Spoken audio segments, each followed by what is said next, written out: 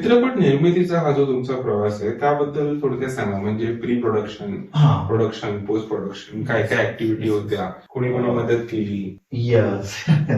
हे फार महत्वाचं तुम्ही विचारलं, कारण मला ना हा प्रश्न खूप आवडतो बेसिकली, की ही लोक समोर यायला पाहिजेत, की जी मागे आहेत मागे. म्हणजे म्हणतो माझा ना मुन्ना नावाचा स्पॉट बॉय होता. तो पोरगा नसता ना तर माझ्या खूप गोष्टी विस्कळीत झाल्या असत्या, म्हणजे सेटवरच्या असं. इतका प्रचंड मेहनती, इतका प्रचंड चांगला पोरगा, की ज्या लोकांना मग क्रेडिट मिळायला पाहिजे, स्पॉट बॉय असतील, माझे लाईटमन्स असतील, मेकअप मन असतील, तर ही सगळी जर्नी जी होती यांच्याकडे येण्याची, ती प्री प्रोडक्शनच्या टप्प्यामध्ये ना आमच्या खूप काही गोष्टी छान घडल्या. सर की माझ्यासोबत माझे राजेश दादा होते, राजेश तुर्गे होते, त्यानंतर माझा मित्र सुनील जाधव सर होते.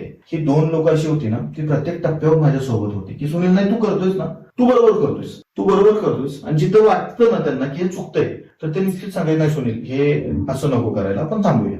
त्यांचा गायडन्स प्री मध्ये मला खूप झाला, प्रचंड लेवलवरती. प्री प्रोडक्शन मध्ये स्टेप होते सर, पहिली गोष्ट स्क्रिप्टवरती काम करणं, ही पहिली महत्वाची स्टेप. स्क्रिप्ट छान स्ट्रॉंग बनवणं, त्यानंतर त्याचे लोकेशन्स लॉक करणं, ऑडिशन्स घेणं. ऑडिशनच्या टप्प्यावरती आम्ही खूप फिरलो.